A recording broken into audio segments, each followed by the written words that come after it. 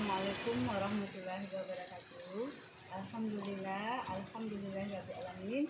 Suatu hujat kepada Allah Subhanahu wa taala, mana Allah memberikan kita rahmatnya, rahmat iman, rahmat Islam, rahmat kesehatan dan juga rahmat kesempatan. Kemudian salat dan salam semoga kita curahkan kepada junjungan kita Muhammad sallallahu alaihi wasallam. Alhamdulillah, kita bertemu kembali dalam kajian Islam secara online yang diselenggarakan oleh Yayasan Dunia Negara.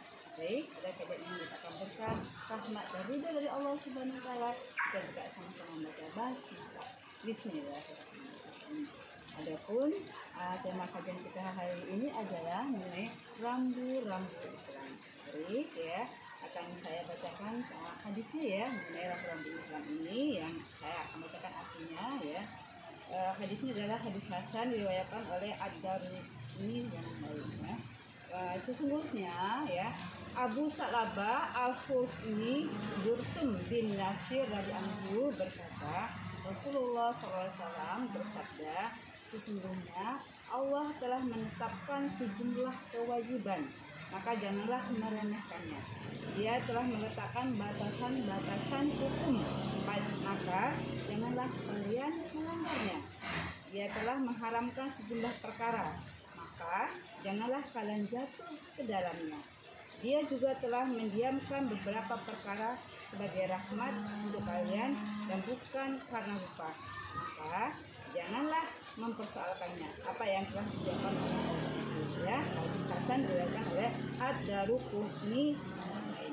Ini kita akan lihat bagaimana kandungan hadisnya mengenai rambu-rambu Allah ini. Yang pertama kandungan hadisnya adalah keharusan bagi kita untuk melakukan hal-hal yang fardu atau yang wajib. Jadi kalau kita pahami ya rambu-rambu, kalau kita misalnya dalam kehidupan kita sehari-hari kan juga ada rambu-rambu ya. Apa itu rambu-rambu ya? Nah, rambu-rambu itu kan untuk mengatur hidup kita. Rambu-rambu itu untuk keteraturan, kedisiplinan. Misalnya rambu-rambu lalu lintas, kenapa dibikin rambu-rambu lalu lintas? Ya, ada misalnya rambu-rambu, misalnya lampu merah ketika kita harus berhenti, tidak boleh kita langsung jalan. Ada lampu hijau, kuning dan seterusnya. Itu rambu-rambu yang dibuat oleh manusia dalam rambu-rambu lalu lintas untuk keteraturan, untuk kedisiplinan, untuk keselamatan. Masya Allah, dalam Islam juga ada rambu-rambunya. Ya, tadi yang saya bacakan hadis tadi. Nah, kandungan hadis yang pertama adalah rambu-rambu yang pertama adalah bagaimana di sini kita katakan keharusan kita untuk melaksanakan hal-hal yang wajib dan fardu. Jadi rambu-rambu dalam Islam adalah kita ada rambu-rambu ya yang berupa rambu-rambu kita adalah pedoman kita, petunjuk kita adalah Al-Qur'an dan hadis ya. Nah, dalam rambu-rambu itu kita diwajibkan untuk melaksanakan hal-hal yang wajib, hal-hal yang fardu. Nah, ini ya harus kita lakukan, harus kita kerjakan. Apa saja hal-hal yang wajib dan yang fardu itu? Misalnya kita kewajiban kita sholat, kewajiban kita puasa, kewajiban kita misalnya membayar zakat dan kewajiban haji bagi yang mampu. Nah, itu adalah kewajiban yang harus kita laksanakan ya. Itu yang pertama ya. Kemudian yang kedua, tidak melampaui batas ya. Tidak melampaui batasan-batasan yang telah ditentukan Allah. Jadi apa yang telah Allah berikan tadi ya, rambu-rambu berupa ya sesuatu hal yang wajib ya, itu kita tidak melanggar hal-hal yang wajib ya, tidak meninggalkan sholat, tidak misalnya kalau misalnya kita melanggar hal-hal yang wajib tadi, kita tidak sholat, kita mungkin melanggar. Tidak puasa pada bulan Ramadan siang hari masih makan, padahal dia orang yang sehat, padahal dia orang Islam, itu berarti dia telah melanggar rambu-rambu Allah dan melanggar batasan-batasan kewajiban yang telah ditentukan oleh Allah. Jadi agar kita selamat lakukan hal-hal yang Allah wajibkan ya, sempurnakan melakukan hal yang Allah wajibkan di samping kita melakukan hal-hal yang sifatnya sunnah.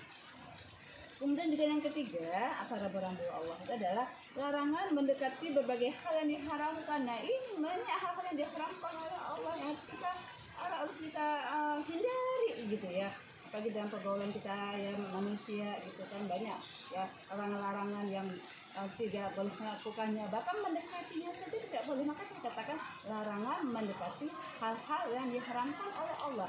Misalnya larangan berzina, wala taqrabu zina, janganlah kamu mendekati zina, karena zina itu adalah dosa besar. Mendekatinya saja tidak boleh, karena dalam pergaulan harus dijaga ya, atas batas keluar antara laki dan perempuan dan sampai mengarah ke hal-hal yang zina tersebut. Kenapa lagi ya, yang hal-hal yang bisa kita hindarkan, hal-hal yang diharamkan oleh Allah. Misalnya menjauhi riba. Nah, kalau kita lihat dalam kehidupan sehari-hari banyak orang yang masih masih bergelut dengan riba, masih melakukan hal yang sifatnya diharamkan oleh Allah. Kita lepaskan, kita hindari hal yang sifatnya riba.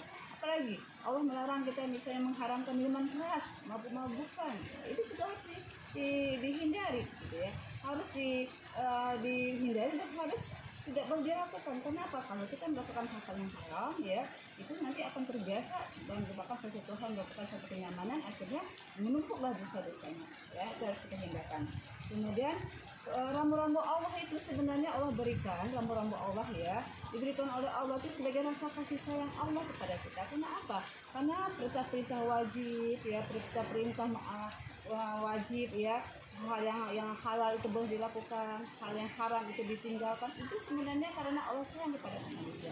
Dan rambu-rambu itu kita ada pedomannya, kita ada petunjuknya, yaitu adalah Al-Quran, adalah sunnah. Masya Allah, Allah sampai menurunkan 25 nabi dan rasul ya, untuk bisa memberi petunjuk kepada manusia, untuk bisa manusia itu senantiasa hidupnya teratur, hidupnya terarah, hidupnya selalu dilakukan dengan tuntunan-tuntunan yang datang dari Allah dan Rasul.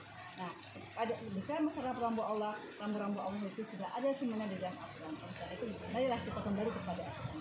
Kalau kita kembali kepada Al-Quran, hidup kita akan tenang, kita akan tentram, hidup kita akan terarah, hidup kita akan selamat dunia dan akhirat.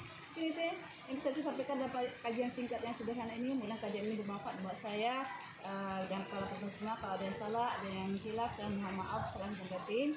Kesalahan-kesalahan itu ketemu dari saya. Alhamdulillah nggak buka. Sedangkan kebenaran itu pada dari Allah. Salah dari saya, mohon maaf. Assalamualaikum warahmatullahi wabarakatuh.